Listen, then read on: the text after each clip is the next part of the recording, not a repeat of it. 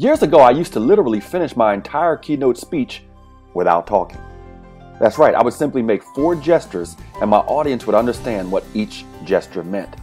I had a gesture for facing reality, which was my first point, for relinquishing what was in the way, which was my second point, for relying on the vision, which was my third point, and for reforming to a better way, which was my last R to remarkable results, or my last point. Each time during the speech, when I would call back to my main points, I would attach a gesture to each one. And by the time my speech was almost over, they knew what each gesture represented. If you can attach a gesture to one of your points, or to all of your points, it will do 2 things. 1, it will make the point stick better because they have a visual and a verbal. And 2, it will allow the gesture to stand alone. Let's take a look at a gesture I give to represent negative people. Raise your hand if you know any negative people. Now raise your hand if you are a negative person. Okay, now look around, look around. We all know one, but no one is one, right? You know what, somebody was honest. You know what I should ask you? I should say this, I won't do it, but I should ask you, raise your hand if the negative person you know is somewhere in this room. Look, if they sit next to you, just blink hard twice. You know what I realized about leadership is we are actually responsible for that environment. That's our reality. We're responsible for that environment, and we have to stay away from having, or at least fostering, crabs in a barrel. You know what I'm talking about, right? Come on, I'm from Maryland. We're known for crabs. If you take live crabs, put them in a barrel, take the lid off of the top of the barrel, what's going to happen to the crabs? But every time a crab tries to crawl out, another one will claw at it and bring it back down. Every time, at least in Maryland, every time, I was in Iowa last week, they have different crabs out there. Every time a crab tries to crawl out, another one will claw at it and bring it back down. You know that's the same exact thing negative people do with your ideas? When I went to write my first book, I was so excited about the nuts and bolts of public speaking, which is flying off the shelves now.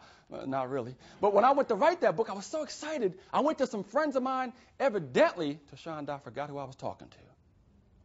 Huh? It ever happened to you? You ever take some positive news to some negative people? Even in math, a positive times a negative is a negative. Right? So I went to my friends. I said, I'm going to write this book on public speaking. I'm so excited. Who better than me, the world champion of public speaking, to write a book on it? I can't wait. And they looked at me and said, don't you know the odds of getting it published? Don't you know it probably won't work? Don't you know even if you self-publish it, you still have to market it, and not that many people know you. Who do you even think you are? Why do you think so highly of yourself? Why don't you just come back down here in this barrel and join us? I was so upset about this, I called my friend Steve. I said, Steve, you're positive. Tell me something. Tell me anything. Steve said, Craig, you write that book. I will be the first one in line to purchase it. I said, Steve, that is $15.95. Hey, just because he's nice does not make it free. Welcome back. You didn't see it in this clip, but here's what I tell my audiences nowadays when I come to the end of that story.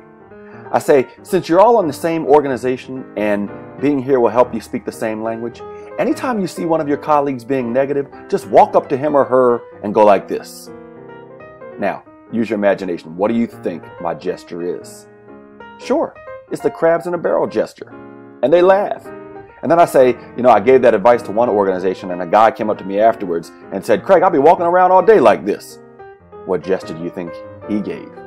The crabs in a barrel gesture of pulling people back down. Of course, I exaggerate the gesture for humor purposes when I tell what that guy said. But now I'm giving them a technique to use that will stick with them for some time to come as they use it on each other, even if just in jest. I know this because audiences that have had me back for the second and third times usually comment on that crabs in a barrel gesture. They don't forget it.